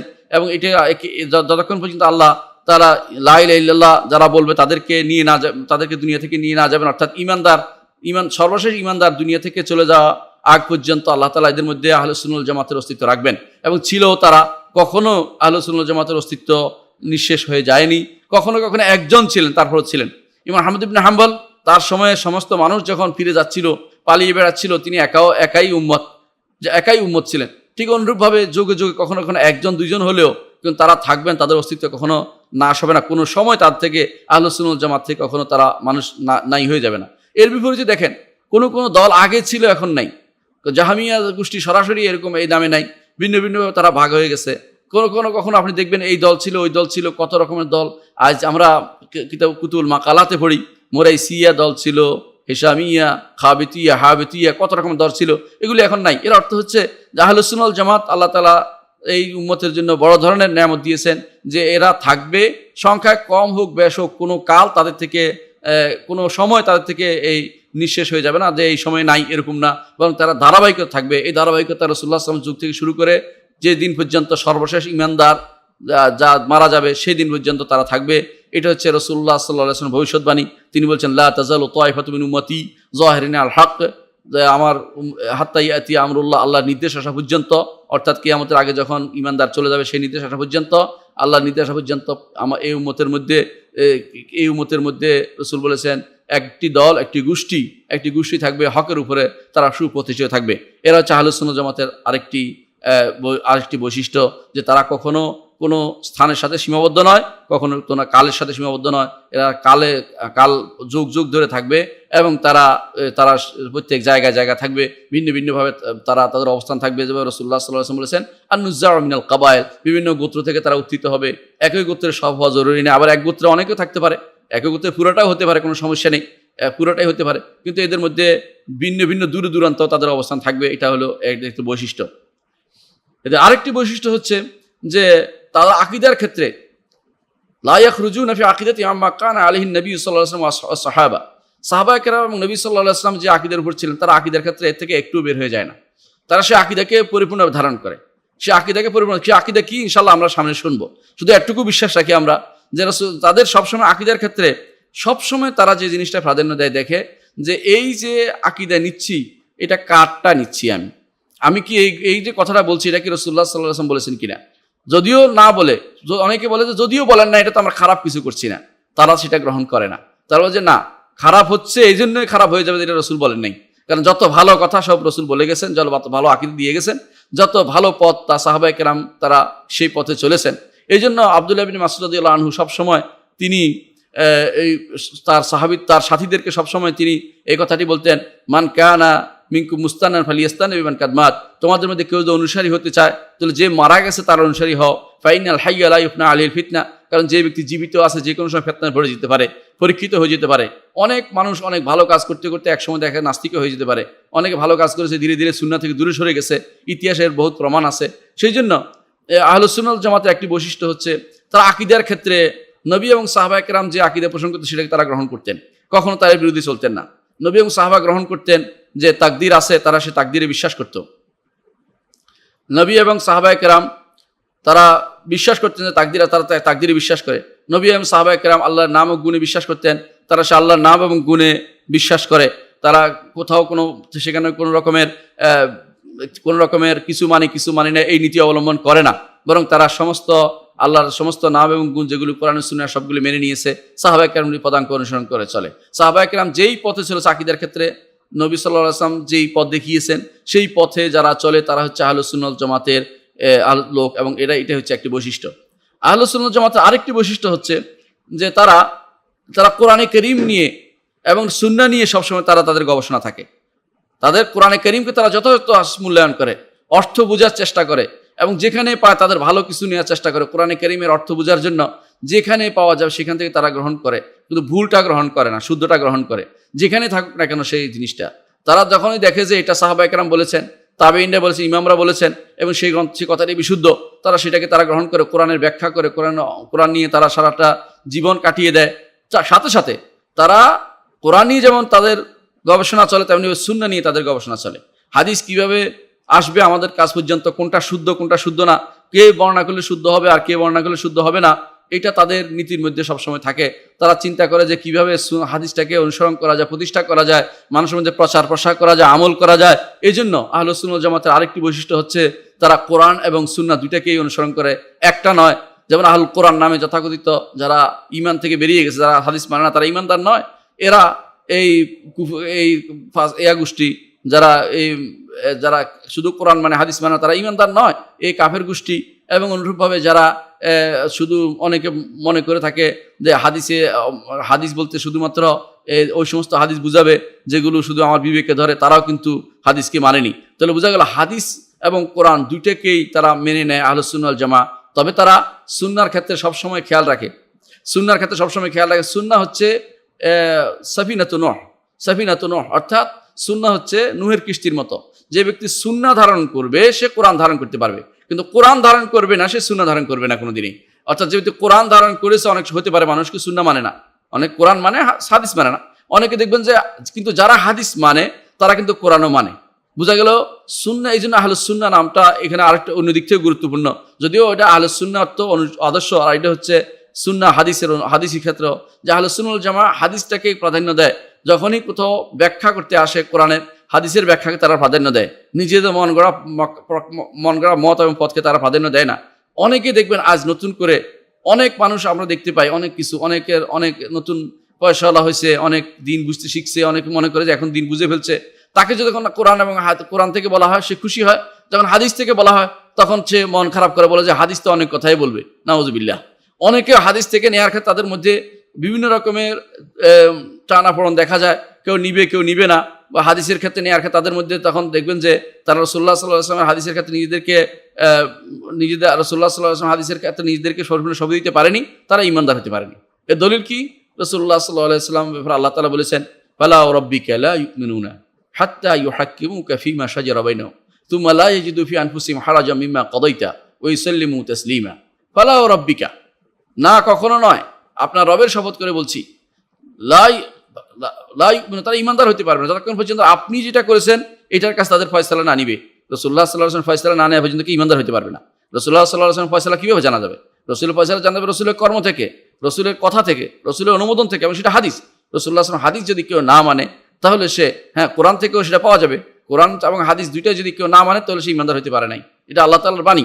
সুতরাং যারা আহলুস সুন্নাহ ওয়াল জামাআহ তারা কখনো এই পথের প্রতীক না এইভাবে যায় না, অর্থাৎ তারা সবসময় রাসূলুল্লাহ সাল্লাল্লাহু আলাইহি ওয়াসাল্লামকে কোরআনকে অনুসরণ করে এবং রাসূলের হাদিসকে অনুসরণ করে চলে।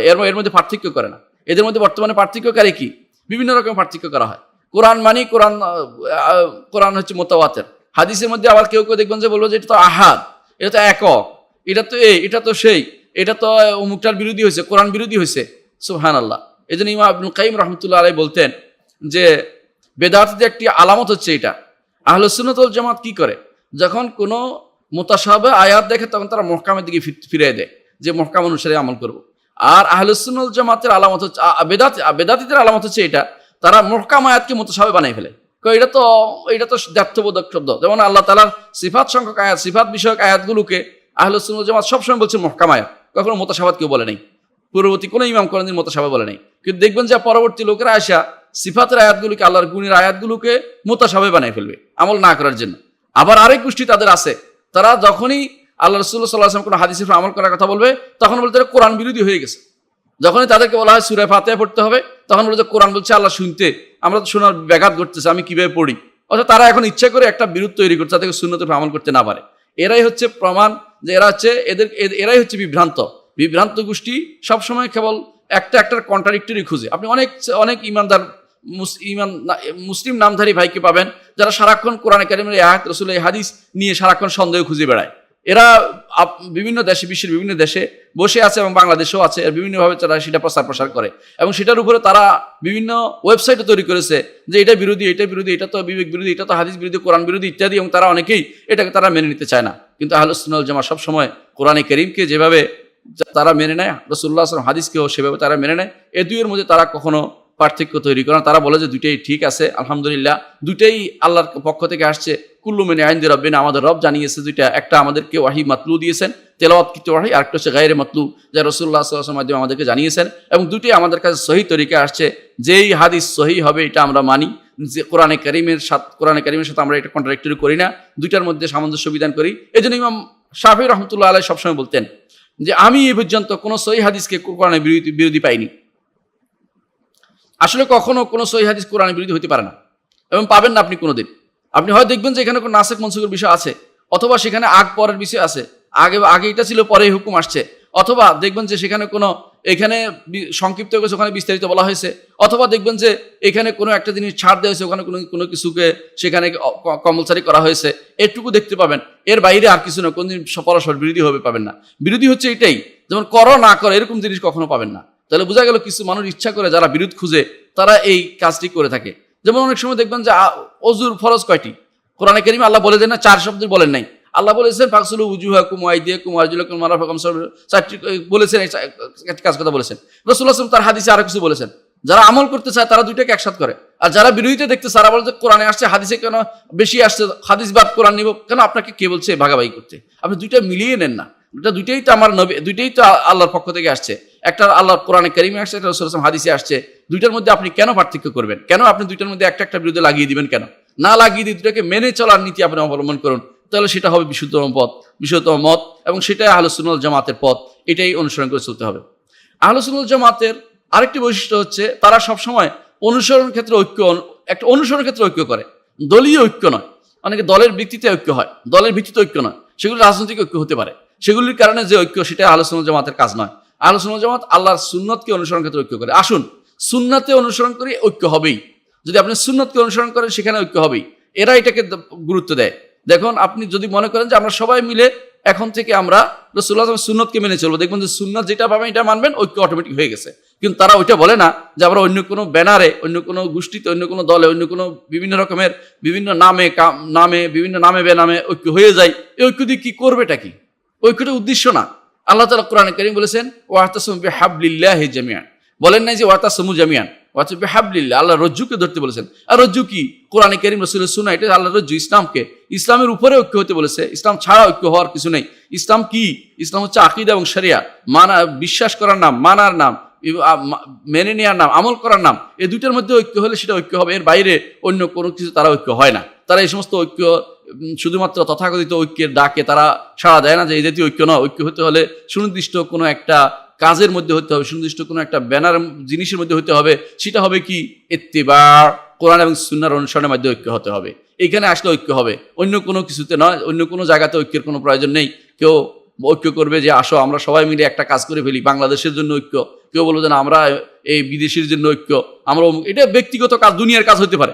দিনের মধ্যে এটা করতে হলে, দুনিয়ার মধ্যে আপনি করতেই পারেন ঐক্য। সবাই মিলে আমরা ঐক্য করলাম যে একটা বিল্ডিং বানাই ফেলবো, এটা তো আমাদের কোনো দোষের কিছু না, দুনিয়ার জিনিস। কিন্তু দিনের মধ্যে ঐক্য হতে হলে অবশ্যই অনুসরণের মধ্যে ঐক্য হতে হবে, কোরআন এবং সুন্নাহর জায়গাতে ঐক্য হতে হবে। যে কোরআন এবং সুন্নাহকে অনুসরণ করতে গিয়ে আমরা এক হব, এটা হচ্ছে আহলে সুন্নাহ ওয়াল জামাতের একটি বৈশিষ্ট্য। তারা আর কি করে? তারা যাবতীয় যারা যেগুলি বেদাত করে যারা, এবং যারা বিচ্ছিন্নতাবাদী আছে, তাদের থেকে তারা দূরে থাকে। যে বেদাত এবং বিচ্ছিন্ন আমরা কখনো মানবো না। নতুন বেদাত বিচ্ছিন্ন অটোমেটিক হয়ে যাবে, যখন অনুসরণ করবে না বেদাতি হবেই। আপনি যখনই দেখবেন যে নতুন একটা পদ্ধতি আবিষ্কার করছে, কেউ নতুন ম্যানিফেস্টো বানিয়েছে, নতুন একটা দলীয় নীতি বানিয়েছে, দলীয় কর্মসূচি বানিয়েছে, কর্মনীতি বানিয়েছে, বুঝবেন যে এটা একটা বেদাতের পথ রচনা করেছে। কারণ এটা কোনো ইসলামের কোনো নীতির ভিতরে পড়ে না। আপনি দুনিয়ার কাজ করতে পারেন, আপনার আপত্তি নেই। দিনের ভিতরে আপনি নতুন কর্মনীতি করবেন আল্লাহ রাসূলুল্লাহ সাল্লাল্লাহু আলাইহি ওয়াসাল্লামের নীতিকে বাদ দিয়ে, এর অর্থ হচ্ছে আমি নতুন পদ্ধতি আবিষ্কার করেছি। আহলে সুন্নাহ ওয়াল জামাত এগুলি কখনো গ্রহণ করে না, এগুলিতে দূরে থাকে। এই জন্য এগুলিকে ঠিক রাখতে গিয়ে অনেক সময় দেখবেন যে তারা সুন্নতকে অনুসরণ করে, সুন্নতকে বাদ দিয়ে গেছে। তারা বড় বড় আল্লাহ রসুলের আদর্শকে বাদ দিয়ে গেছে, সাহাবায়ে কেরামের আদর্শকে বাদ দিয়ে গেছে। এমন কি সাহাবায়ে কেরামের বিরুদ্ধে কথা বলতে তারা দ্বিধা করে না। এরা সাহাবায়ে কেরামের বিরুদ্ধে কথা বলে যখন দেখে তাদের মত এবং পথে তাদের দলীয় বিভিন্ন ম্যানিফেস্টো বিরোধী হবে, তখন সাহাবায়ে কেরামের বিরুদ্ধে তারা লেগে যায়। কারণ তারা তো আসলে অনুসরণের উপর এক ঐক্য করেনি, তারা করছে দলীয় ঐক্য। এই জন্য তার বিরুদ্ধে তারা লেগে যায়। এই জন্য এই জায়গাতে এসেই আহলুস সুন্নাহ ওয়াল জামাতের সাথে তাদের পার্থক্য হয়ে যায়। এই জন্য আহলুস সুন্নাহ ওয়াল জামাত থেকে তারা দূরে সরে যায়। আহলুস সুন্নাহ ওয়াল জামাত কখনো অনুসরণ ছাড়া অন্য কোনো কিছুতে ঐক্য হয় না। যারা এই জাতীয় ভিন্ন ভিন্ন পথ এবং মত অনুসরণ করে, তাদেরকে বেদাত করে, তাদের থেকে তারা দূরে সরে যায়। বেদাত দেখলেই তারা দূরে সরে যায়। এই জন্য আপনি দেখবেন বেদাত করেছে আব্দুল্লাহ ইবনে আবি দুয়াদ, সে ইমাম আহমদ ইবনে হাম্বলের বিরুদ্ধে দাঁড়িয়েছেন এবং ইমামদের বিরুদ্ধে দাঁড়িয়েছেন তখনকার সময়, কিন্তু আহলে সুন্নাহ ওয়াল জামাত তার সাথে ঐক্য করেনি। ধীরে ধীরে তারা দুনিয়া থেকে নিঃশেষ হয়ে গেছে, অথবা নামমাত্র আছে, তাদের সেই চিন্তাধারা মানুষের ভিতরে প্রবেশ করেছে ঠিক, তারা সেই দল হিসেবে আর নেই। কিন্তু তখনও আহলে সুন্নাহ ওয়াল জামাত তাদের সাথে কখনো ঐক্য করেনি, একসাথে থাকেনি। যারাই এরকম যোগে যোগে এরকম নতুন নতুন ঝান্ডা নিয়েছে, নতুন নতুন পদ্ধতি নিয়েছে, বেদাতের পথ আবিষ্কার করেছে, ভিন্ন আলাদা হয়েছে, তারা কখনো ভালো কিছু করে, তাদের থেকে সবাই দূরে ছিল। আপনি দেখেন উসমান ইবনে আফফান রাদিয়াল্লাহু আনহুর বিরুদ্ধে সর্বপ্রথম উম্মতে মুসলিমদের তাফরিকা ভাগ যেটা হয় উসমান রাদিয়াল্লাহু আনহুর বিরুদ্ধে হয়েছিল। কি হয়েছিল? মিশর থেকে কিছু লোক যারা এক ধরনের হযবরল মার্কা লোক, যারা এসে মদিনায় এসে বিচার চাই, আমরা চাই, ইনসাফ চাই চিল্লাচিল্লি করলো। এরা তো এইরকম স্লোগান তো আমরা বহু শুনি যে এটা হয়েছে, এটা চাই, ওইটা চাই। স্লোগানে মুখরিত হয়ে মানুষ যুবকদের রগে টান দেয় এবং তারা অত্যন্ত রক্তে টকবক করে, যে কোনো সময় তারা জেহাদে ঝাঁপিয়ে পড়ে অথবা এই জাতীয় কারণ। কিন্তু দেখেন আলহামদুলিল্লাহ সাহাবায়ে কেরামের একজনও তাদের সাথে যোগ দেন নাই, একজন সাহাবিও তাদের সাথে যোগ দেন নাই। এর অর্থ হচ্ছে ওই সময় যারা ছিল তারা বিভ্রান্ত ছিল। যদি তাদের কথা অত্যন্ত সুন্দর যে আমরা এইটা চাই, ওইটা চাই, আমরা শান্তি চাই, আমরা মানুষদেরকে পথ থেকে করতে চাই, মানে আমরা মানুষের উপকার চাই, হ্যাঁ কেন এটা হলো এর বিপরীত প্রতিকার চাই। প্রতিকার কে না চায়? প্রতিকার চাওয়ার জন্য এই যে পদ্ধতি অবলম্বন করলো যে তারা ইমামুল হক ওসমান ইবনে আফফান রাদিয়াল্লাহু আনহু খলিফাতু বারহাক ওসমান ইবনে আফফান রাদিয়াল্লাহু আনহুর বিরুদ্ধে তারা দাঁড়ালো। এটা বাহ্যিকভাবে কথা তো অত্যন্ত সুন্দরই, কিন্তু সেই সুন্দর কথা গ্রহণ করে নাই সাহাবায়ে কেরামের কেউই। কারণ এটার উপরে তারা ঐক্য করে না, এর ফিরে তারা যায় না। এই যে উম্মতের মুসলিমের মধ্যে আলাদা পার্থক্য করে একটা গোষ্ঠী তৈরি করেছে, এটা সাহাবায়ে কেরাম কখনো গ্রহণ করেনি। কারণ এটা হচ্ছে আহলুস সুন্নাহ জামাতের মানহাজ বিরোধী কাজ। আহলুস সুন্নাহ জামাত এই কাজটি কখনো করে না। আহলুস সুন্নাহ জামাতের আরেকটি বৈশিষ্ট্য হচ্ছে তারা ইউআলুনা বিল হক, হকের ব্যাপারে একে অপরের সহযোগিতা করে, হকের ব্যাপারে সহযোগিতা করে। আপনি দেখবেন আহলুস সুন্নাহ জামাতের কেউ যদি কোনো পৃথিবীর অন্য প্রান্ত একেবারে শেষ প্রান্তে পূর্ব গোলার্ধে কেউ যদি কোনো নির্যাতিত হয়, তারা বলে যে সে নির্যাতিত। আবার পশ্চিম গোলার্ধে কেউ যদি নির্যাতিত, সে বলে নির্যাতিত। হকের ব্যাপারে তারা একে অপরের বন্ধুত্বপূর্ণ সম্পর্ক রাখে। হক কি? কোরআন এবং সুন্নাহকে অনুসরণ। সেখানে যদি কোরআন সুন্নাহ অনুসরণের ক্ষেত্রে তার যদি কষ্ট হয়, তার বিরুদ্ধে কেউ যায়, তারা কষ্ট পায় যে এ তো কোরআন সুন্নাহ অনুসারী মানুষ, এর বিরুদ্ধে অনেক দাঁড়িয়েছে, এই জন্য তারা কষ্ট পায়। তারা তাদের সাথে সম্পর্ক, এই হকের ব্যাপারে একে অপরের সাথে সম্পর্ক তৈরি করে, যেটাকে বলা হয় যে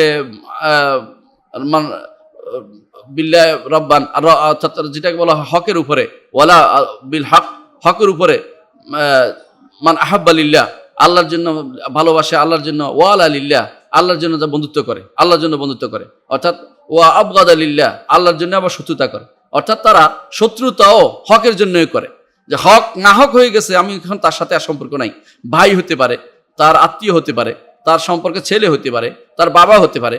হকের বিরোধী যখন হয়ে যাবে তখন তারা আর তার সাথে সম্পর্ক রাখে না। আহলুস সুন্নাহ একটি বৈশিষ্ট্য, হ্যাঁ দুনিয়ার সম্পর্ক তা থাকবে, কিন্তু হক কথার ক্ষেত্রে কখনো তাকে ছেড়ে কথা বলবে না। আহলুস সুন্নাহ জামাত এই জন্য হকের ব্যাপারে কখনো তারা কোনো ছাড় দেয় না। হকের সাথে হক নিয়ে বন্ধুত্ব করে, হক নিয়েই তাদের শত্রুতা হয় এবং হক নিয়েই তাদের বিচার ফয়সালা চলে। মানুষকে বিচার করার ক্ষেত্রে হকে দিয়ে বিচার করে, অর্থাৎ তাদের দলীয় কোনো দিয়ে বিচার করে না, তাদের নিজস্ব কোনো চিন্তাধারা বিচার করে না, হক দিয়ে বিচার করে, যে হক কতটুকু আছে সেটা দিয়ে তার মধ্যে আমরা বিচার করব। এটাই হচ্ছে আহলুস সুন্নাহ জামাতের মানহাজ, যে তারা এই একটি বৈশিষ্ট্য তাদের, যে এটা তারা করে থাকে। আহলুস সুন্নাহ জামাতের আরেকটি বৈশিষ্ট্য হচ্ছে যে তারা তাদের সবসময় তাদের কর্মকাণ্ড সুন্দর পদ্ধতি চলবে, তাদের সিরা হাসানা থাকবে, তাদের সবসময় পরিচিতি থাকবে যে তারা সঠিক পথে চলে। তারা পরিচিতি কিছুক্ষণ এদিকে কিছুক্ষণ ওদিকে বাতাসের মতো এদিক সেদিক নড়াচড়া করে না, সোজা পথে চলতে তারা অভ্যস্ত। আপনি যদি দেখেন আহলুস সুন্নাহ জামাতের আগের ইমামদের, পরের ইমামদের, দেখবেন যে একই পথে চলছে। দেখুন ইমাম আবু হানিফা, মালিক, শাফি, আহমদ যে পথে চলছে, ঠিক অনুরূপভাবে বুখারী, মুসলিম, আবু দাউদ, তিরমিজি, নাসাঈ একই পথে চলছে। তাদের সিরাটা সোজা, তাদের সিরার মধ্যে বাঁকা কোনো কিছু নেই। আকীদাটাও সোজা, এবং শরীয়তটাও তাদের মুস্তাকিমা। তারা শরীয়তের মধ্যেও তারা ভিন্ন ভিন্ন পদ্ধতি, নতুন নতুন পদ্ধতি আবিষ্কার করে না। আল্লাহ শরীয়ত গ্রহণ করার ক্ষেত্রে, মানার ক্ষেত্রে, আকীদা গ্রহণ করার ক্ষেত্রে তারা সহজ সরল পথটি গ্রহণ করে, যেটাকে বলা হয় ইহদিনাস সিরাতাল মুস্তাকিম, যেটাকে দোয়া করি আমরা প্রতিদিন, ইহদিনাস সিরাতাল মুস্তাকিম, আল্লাহ আমাদেরকে সরল সঠিক পথটি দেখিয়ে দিন, সরল পথটি দেখিয়ে দিন না, শুধু দিয়ে দিন। ইহদিনাস সিরাতাল মুস্তাকিম, পথটি আমাদেরকে দান করুন, পথে আমাদেরকে পরিচালিত করুন। সেটাই হচ্ছে আহলুস সুন্নাহ জামাতের তরিকা। তারা সহজ পথে ভিন্ন ভিন্ন ভাগ হয়ে যায় না, ভিন্ন ভিন্ন পথে তাদের পথ ভিন্ন হয়ে যায় না। হ্যাঁ, তাদের মধ্যে মতভেদ থাকতে পারে, কিন্তু মনান্তর থাকে না। তারা মতভেদ থাকবে, কিছু মাসালা থাকবেই, সবসময় ছিল, যোগাযোগ কোনোদিন ছিল না তা নয়। সাহাবায়ে কেরামের মধ্যে মতভেদ ছিল অনেক মাসালাতে, অনেক ফিকহি মাসালাতে মতভেদ ছিল। আকীদার ক্ষেত্রে তারা কখনো সহজ পথের বাইরে চলেনি। ফিকহের ক্ষেত্রে, শরীয়তের ক্ষেত্রে তারা বড় বড় মাসালাতে কখনো মতভেদ হয়নি। মতভেদ হয়েছে তাদের বিভিন্ন পরস্পর বুঝার ক্ষেত্রে, কোনো মাসালার ক্ষেত্রে তারা ভিন্ন মত দিয়েছেন।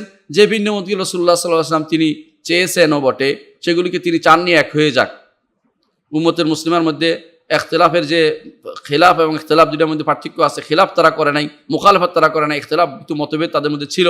সে মতভেদগুলো রাসূলুল্লাহ সাল্লাল্লাহু আলাইহি ওয়াসাল্লাম যুগেও সে কিছু মতভেদগুলো ছিল। রসুল কখনো সেগুলিকে জোর করে বন্ধ করে দেন না যে তোমরা এটা চলো, বরং চেয়েছেন যে এটার মধ্যে ফসহা হোক, সহজীকরণ হোক, উম্মতের মধ্যে চলতে পারবে। আকীদার ক্ষেত্রে সেটা হয়নি, কিন্তু সেটা হয়েছে মাসাইলের ক্ষেত্রে, বিভিন্ন মাসাইলের ক্ষেত্রে তাদের মধ্যে এই মতভেদগুলো ছিল। কিন্তু তারপরেও তারা সঠিক পথে ছিল, এই সঠিক পথে ছিল একটা, এই পথে মৌলিক মাসালা তারা এক ছিল।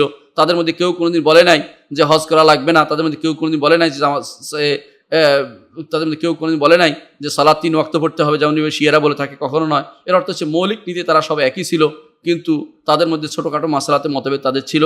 আকীদার ক্ষেত্রে তাদের কোনো মতভেদ লক্ষ্য করা যায়নি। এজন্য সেই জিনিসগুলো উম্মতে মুসলিমার, আহলে সুন্নাত ওয়াল জামাতের উম্মতে মুসলিমার একটা প্রধান যে উত্তম যে দলটি, সেটা হচ্ছে উত্তম গোষ্ঠী, সেটা হচ্ছে আহলে সুন্নাত ওয়াল জামাত। তারাও সেই পথে চলে, তারা এই ব্যাপারে কোনো ভিন্ন মত পোষণ করে না।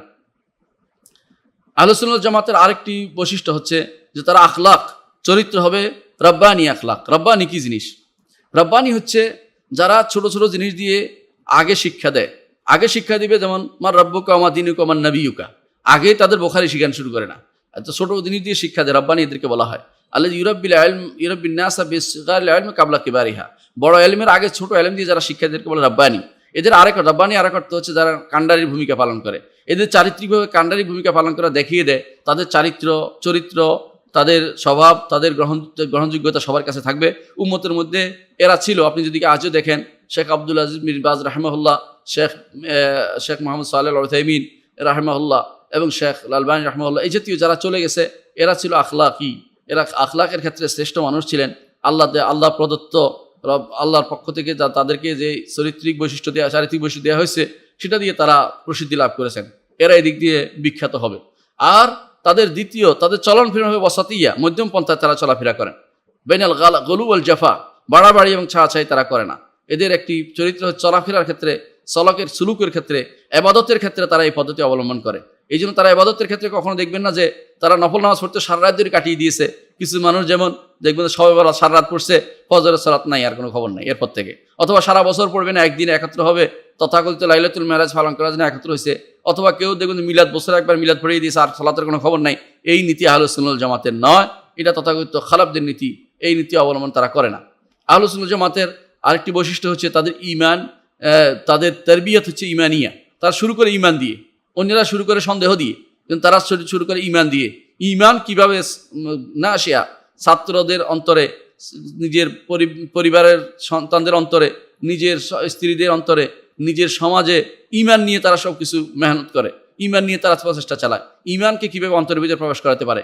আল্লাহ রাব্বুল ইজ্জতের জাত সত্তার উপর ঈমান, তার নামের উপর ঈমান, তার গুণের উপর ঈমান, তার কর্মের উপর ঈমান, তার অধিকারের উপর ঈমান, এইগুলিকে তারা সর্বপ্রথম প্রাধান্য দেয়। ধরেই তাদেরকে বলে না যে চলো আমরা এখন ওটা দখল করি, তারপরে আমরা দুনিয়া দখল করে চলি, এরকম চিন্তা তারা করে না। তাদের ঈমানি তারবিয়ত সবার আগে স্থান দেয়। এটার নামই হচ্ছে তারবিয়া ঈমানিয়া। আহলে সুন্নাত ওয়াল জামাতের বৈশিষ্ট্য হচ্ছে তারা ঈমানি তারবিয়ত দেয় সবাইকে। নিজেদের মন মতো পথে মন মতো যে যা ইচ্ছে তার জন্য গুরুত্ব দিয়ে চলে না। আগে ঈমানি তারবিয়ত দেয়। ঈমানি তারবিয়তের ফলে যেভাবে রাসূলুল্লাহ সাল্লাল্লাহু আলাইহি ওয়াসাল্লাম সাহাবায়ে কেরামকে ঈমানি তারবিয়ত দিয়ে তারপর তাদেরকে দুনিয়ার সর্বোচ্চ শিখরে আরোহণ করিয়েছেন। এই ঈমানি তারবিয়ত দেওয়াটা হচ্ছে আহলে সুন্নাত ওয়াল জামাতের একটি বৈশিষ্ট্য। যারাই এই জায়গাতে আপনার বিরোধিতা করবে, ঈমানি তারবিয়তের বিরোধিতা করে মনে করবেন যে এরা পথভ্রষ্ট, এরা আহলে সুন্নাত ওয়াল জামাতের অনুসারী হতে পারে নাই।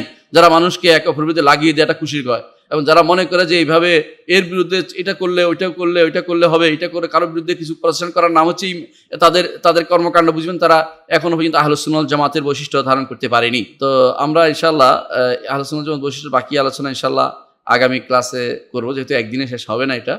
তো আশা করি আপনারা ভালো থাকবেন, আল্লাহ তাআলা কবুল করুন। আলহামদুলিল্লাহি রাব্বিল আলামিন। আসসালামু আলাইকুম ওয়া রাহমাতুল্লাহি ওয়া বারাকাতুহু।